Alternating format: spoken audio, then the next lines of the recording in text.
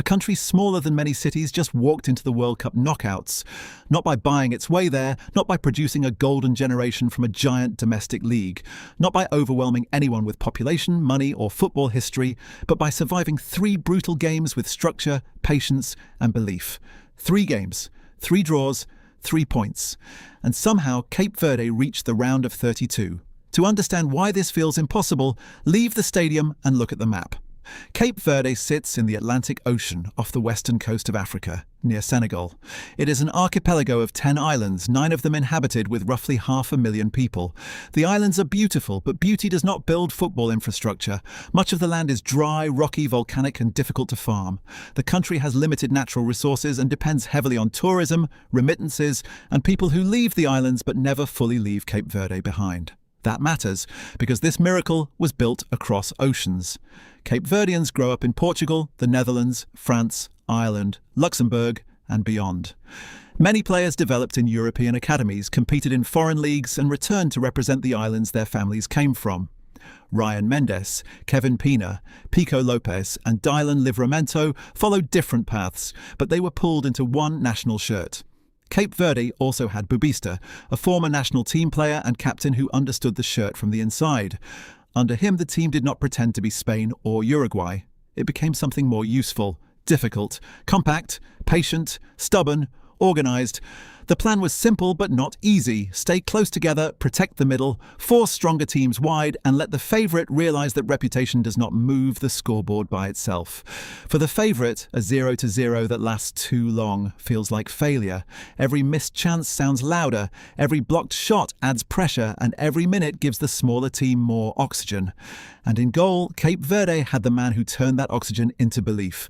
Vozinha, 40 years old, experienced, emotional. Against Spain, he became the face of the story. Spain arrived as European champions with the ball, rhythm, territory, and the expectation that eventually the wall would crack. It never did. Cape Verde were pushed back for long stretches, but whenever Spain found a gap, Vozinha appeared. Crosses were claimed, shots were parried, angles were closed, and Vozinha kept saying no. By the end, it was 0-0. For Spain, it was a shock. For Cape Verde, it was national mythology. Vozinha cried after the match, and by the next morning, his social media following exploded because football fans love a hero waiting decades for one impossible night. But one heroic draw can be dismissed. Then came Uruguay, with World Cup history, elite forwards, and the belief that even when a match turns ugly, it knows how to survive it.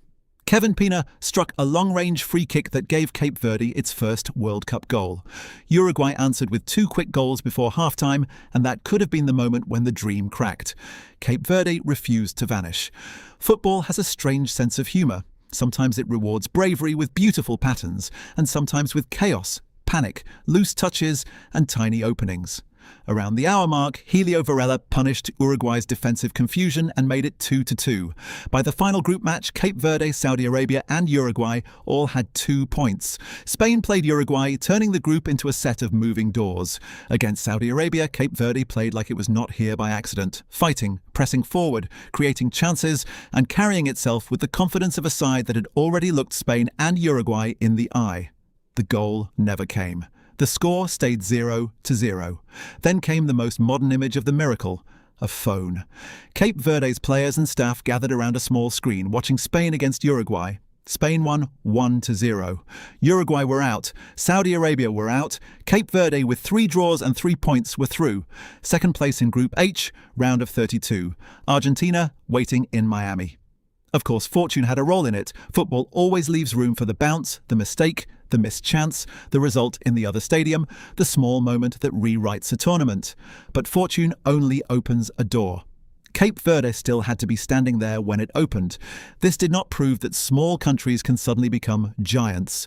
It proved something more interesting. Small countries can become precise, organized, brave enough to suffer without collapsing, and dangerous enough to make bigger opponents feel the pressure of their own expectations.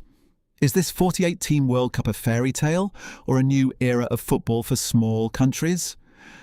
Cape Verde did not arrive as a giant. It arrived as a question the football world now has to answer.